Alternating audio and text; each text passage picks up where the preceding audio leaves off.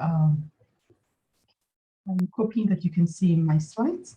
Yeah, give me a thumbs up. Yep. And so I'll talk a little bit about adding aspects of changing or adding some aspects of flexibility, inclusivity to your courses, by design.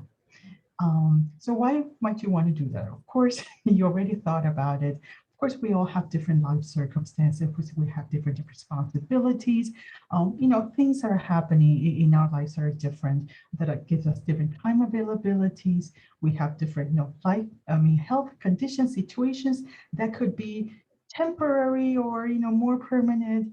And then remember weather, probably the most the original reason why we had to do some courses remotely or courses online. That's still going to be around, and we might still be affected by that. Access to technology, we all have different, accessibility to technology, reliability of the technology that we have available to us, and different facilities. So, we are all different. And, life circumstances, right? Stuff that happens. And so adding a little flexibility, designing that into your courses might be a good idea. So are you a 5-Flex pioneer like Gina, like Kristen, like Dongjin? I don't know. I don't know. It's a very courageous thing. It's a very challenging course to prepare for and to teach. Maybe not for all professors. So maybe are you one of those who might just want to go slow and maybe start adding just certain aspects, certain things to your course to make it a little bit more inclusive and a little bit more flexible. And so I'm suggesting that you might do that by thinking through being purposeful and thoughtful in the design of your course structure, in the technology that you use, in ways that you allow your students to participate and to communicate, and then in how you choose and you design the materials, the activities, and the assessments in your courses. So what I like to do is, give you some ideas of what I've heard, of other professors who have done it. And so here, I want to do first a little exercise, I guess, a little thought experiment. There might be lots of reasons why you might choose as a goal for your course. But if you're just designing a course for flexibility and for inclusivity, okay, what kind of a course would you design for? Would you design for an in-person course? Synchronous in person? Would you design a synchronous online course, or would you design an asynchronous online course? And keep in mind that what I'm asking is, if you were to design a course that really just wants to make it maximum inclusive, maximum flexible. I'm going to do a little poll. And so this is just a Zoom poll. You can, the answers are completely anonymous, and you can even choose more than one if you think that, 2 modalities might be appropriate. So I'm going to give you a few seconds to add, okay, to contribute. And so I see the answers coming in. And so, all right, so thank you for playing along. I am going to end the poll and I'm going to share the results. And you see, of course, that they are anonymous. Okay, and what we can see from here is that most of you say that the asynchronous online course is probably the most flexible and the most inclusive of all the choices. I will stop sharing and I'm going to change the question slightly. Okay, so I'm going to stop sharing and I'm going to share to relaunch the poll. Okay, and now my question is, if I were to design something for you guys, training for professors, a workshop, a professional development, something for professors, and I wanted to be inclusive of part-timers and full-timers and probably and folks who have maybe full-time jobs elsewhere. What kind of a course, what kind of a training would I design for? What would be the most flexible and inclusive for you? Tell me. So think about the CUNY, the sexual harassment training that you have to do every year. How do they do it to make it most inclusive, most flexible? Yeah, I see your answers coming in. Okay, and so, all right, I will end the poll and show you the results. Okay. And yeah, so most of you said that the asynchronous online course, of course, it might not be the best course, but just if you're just focusing on flexibility and inclusivity, the asynchronous online course is probably the direction to go. Okay, so I just want you to keep that in mind. Obviously, I have a special perspective because I'm the director of a Center for Online Learning, but I do realize that online courses are not appropriate for everybody. They're not appropriate for every course and for every group of students. Okay, so uh, but what I do want to say is that you might want to start thinking about designing and preparing asynchronous online modules because they can help you, can help you and help your course remain a little bit more flexible if the need arises. And what I'm calling these asynchronous online modules are nothing but a structure for maybe a week of coursework that you might want to give the students. Okay, so in case there is, a medical issue, in case there's a weather issue, if you start preparing these asynchronous online modules, or at least have those in mind, have some strategies, have some tools in mind, they may help you pivot and make changes more quickly. So on the left-hand side, you see what I have is basically a little template, right? So a few sentences or actually phrases that will help you fill in, okay, and may help the students. You might be able to give to the students when they're not able to attend a session or when you're not able to conduct a session face-to-face.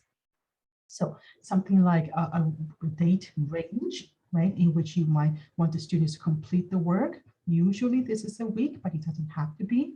Maybe you start with an overview, a sentence or two to give context to the module, a list of learning outcomes, things that you want the students to be able to accomplish, not the stuff that you want to give them, right? Not just the topics that you're going to cover, but things, actions that the students should be able to perform and demonstrate once they have completed this online module, once they have completed this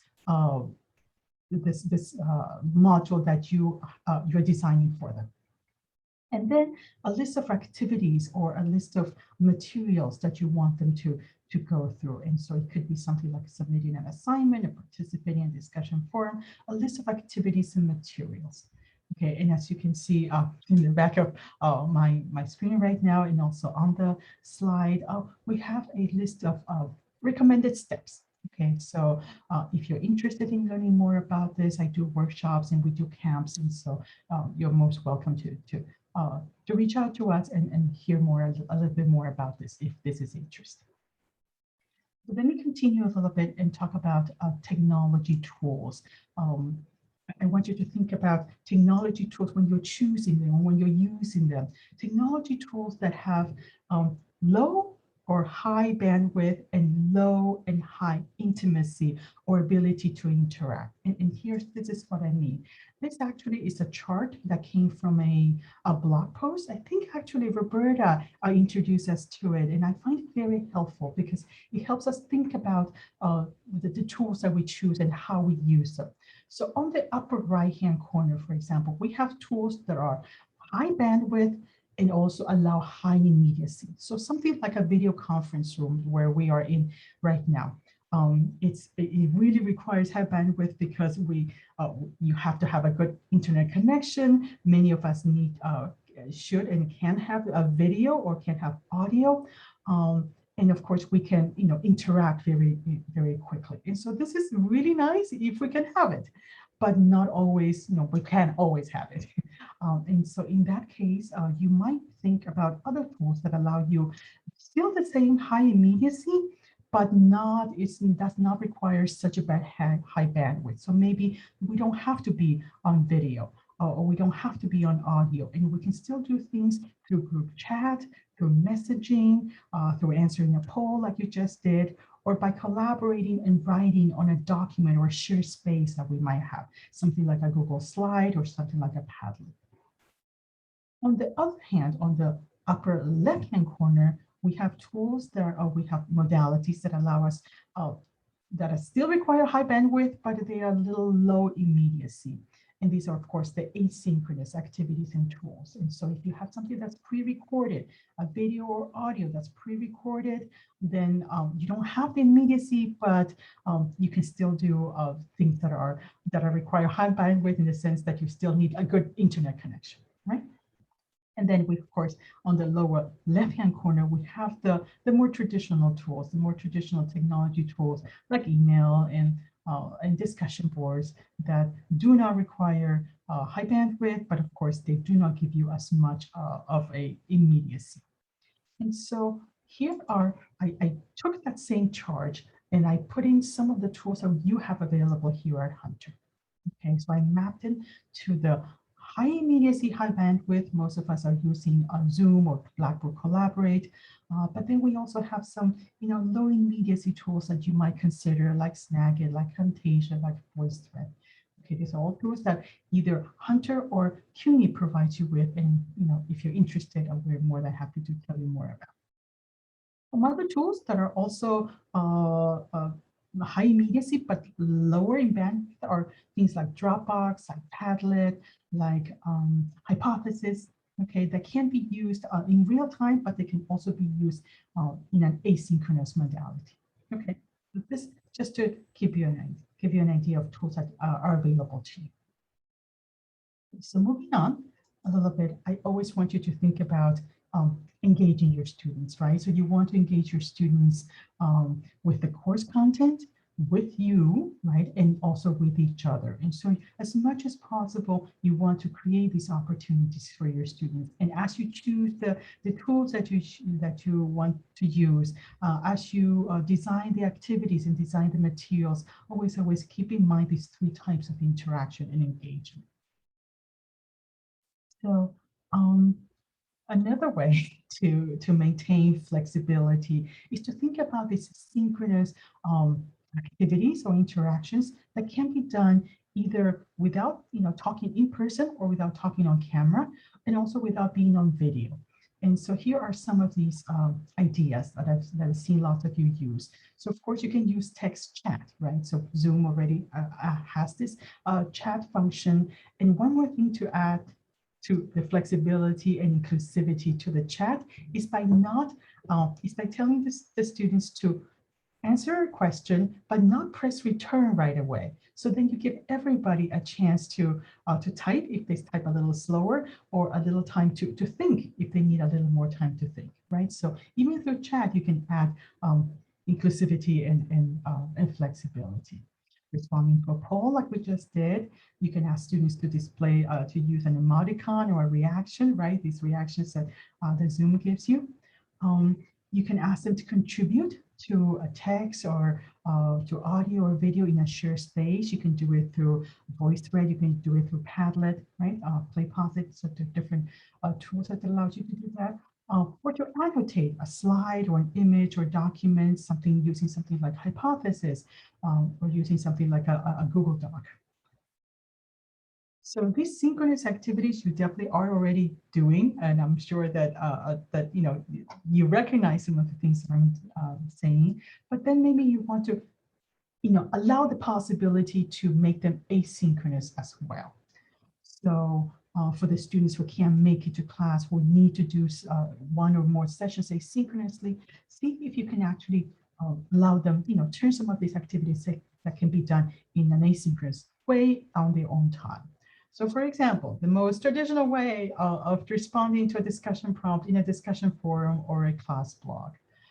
But you might also ask them to view a video and respond to a comprehension or open-ended question using PolyPosit, which is a tool that allows you to put in a video and then add questions within the frames of the video. And so the students are playing the video, and actually it pauses when they reach a question. They have to answer it, and then it continues, right? So it's synchronous, but it's still engaging.